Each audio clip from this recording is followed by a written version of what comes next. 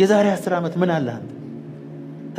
ጌታንና ስምህን ያለ ጌታን ብቻ ነው ያለ። በሽጉጥ ሰውየውን ህይወትን ወይስ ገንዘብህን አለ your life or your money የሚል አይታችኋል። I gave my life to Christ ህይወቴን ለጌታ ሰጥቼዋለሁ። ገንዘብ ደግሞ የለኝም አለው ለሌባው። ዛሬ እናንተ ያላችሁን ነገር በጠቅላላ እኮ ከዛሬ 10-15 ዓመት በፊት እኮ ምንም የላችሁ። ምንም ፎቶአችሁ አሁን ቢወጣ ያንዳንዶቻችሁ አቤት አቤት አቤት አቤት አቤት አቤት አቤት አቤት አንዳንዱ በአርኪኦሎጂ የተገኘ ነው የሚመስለው። ተቆፍሮ ከአፈር ውስጥ የወጣ የሆነ ቡላ የመሰለ የፎቶ አነሳሳችሁ ራሱ እንዲያበባ ይዛችሁ ያ ዘመን አልፎ በጋዜጣ የተለበደ ቤት ውስጥ እንዳልነው ጋዜጣውን እያነበብክ እንዳልሳቅ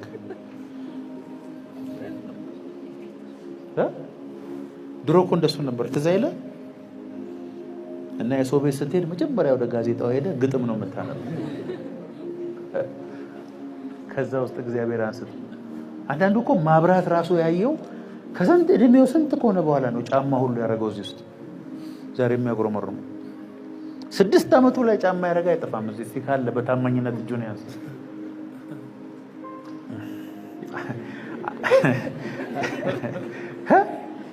ትልቅ ሰውዬ የሆነው ትምህርት ቤት የገባ ስንት ሰውዬ አለ።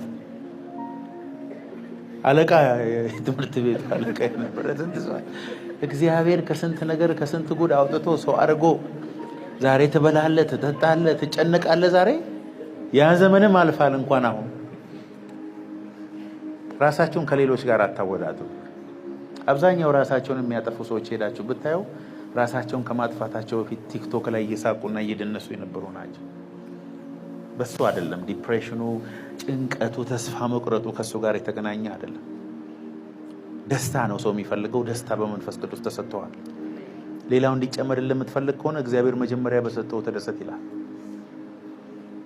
እኔ አሁን ከሁለቱ ልጆቼ ለትንሹ ስሰጥ የሆነ ነገር ሳደርግለት የበለጠ ስጠው ይለኝ። ኦ ቴንክ ዩ ዳድ ኦ ማይ ጋድ።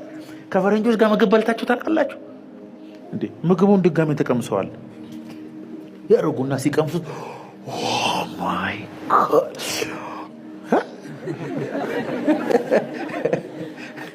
እኔ ከነሱ ላይ ቆይ እስቲ ሌላ ነው ያው ነው ግን በቃ ያሸቱትና